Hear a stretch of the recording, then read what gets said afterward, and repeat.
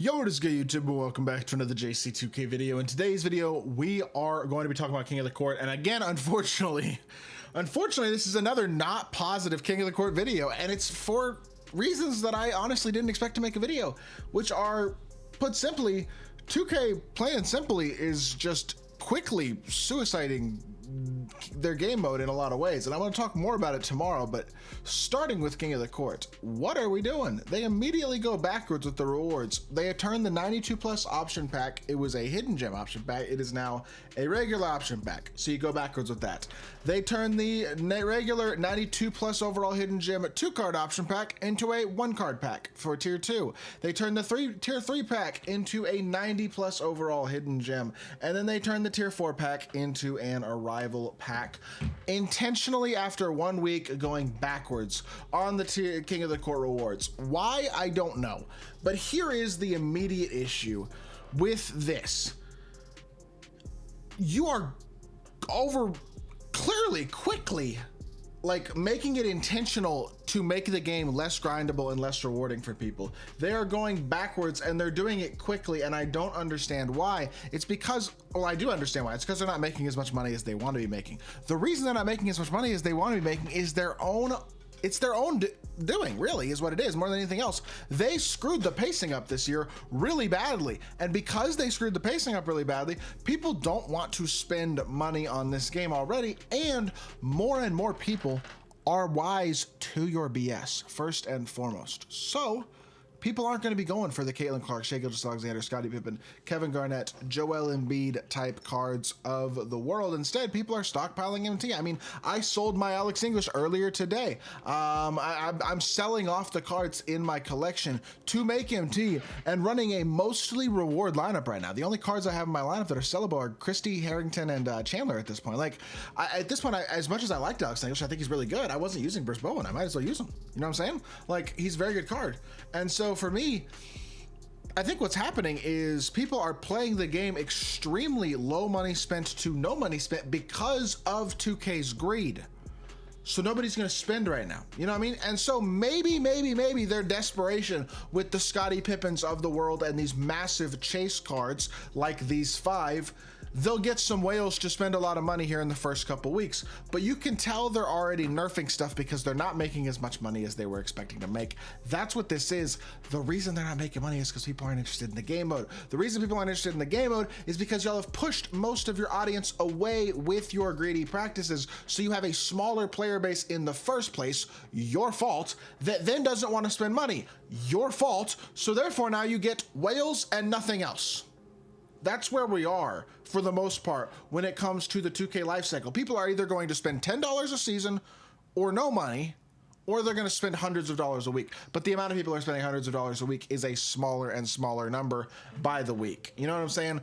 And I think 2K has lost the player base of people like me who used to spend $100 a month, or maybe even a little more than that sometimes, on the game back when it was decently rewarding to do so. Pack odds are absolutely terrible. You want people to spend money on the game? Make the pack odds worth a damn.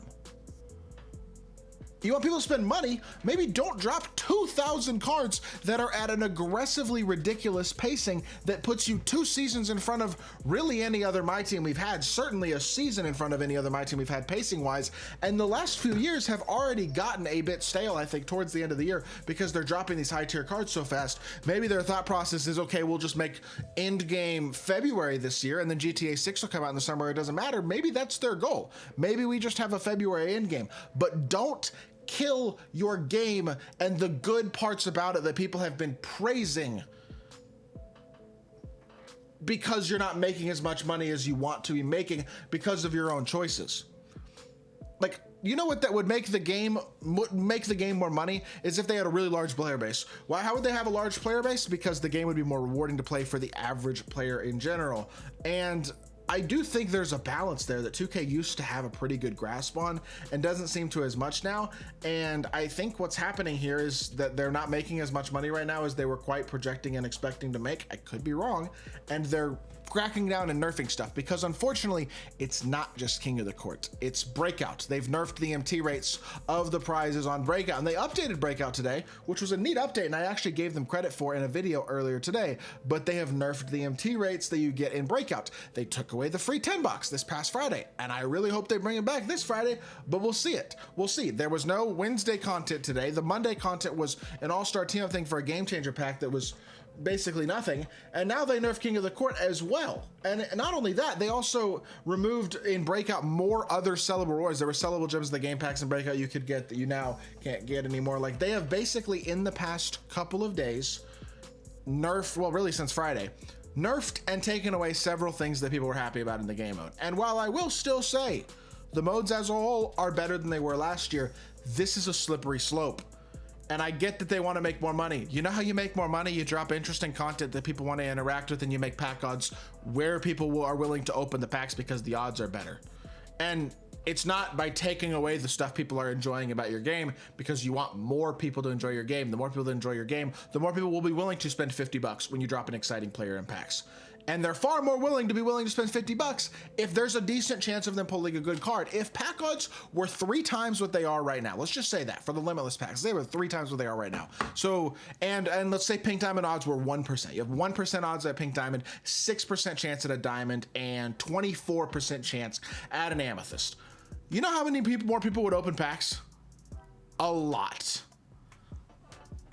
That's how you make more money. I don't understand. I get that people would be more rewarded. You'd get more people buying packs. Wouldn't you make more money? I don't know. This whole thought process of, okay, we're going to have a very small group of people spend $1,000 a week and everybody else is not getting rewarded for spending their 20 or 50 bucks. So they're not going to spend anything. They're going to buy the Pro Pass and then they're going to grind the game, and that's it.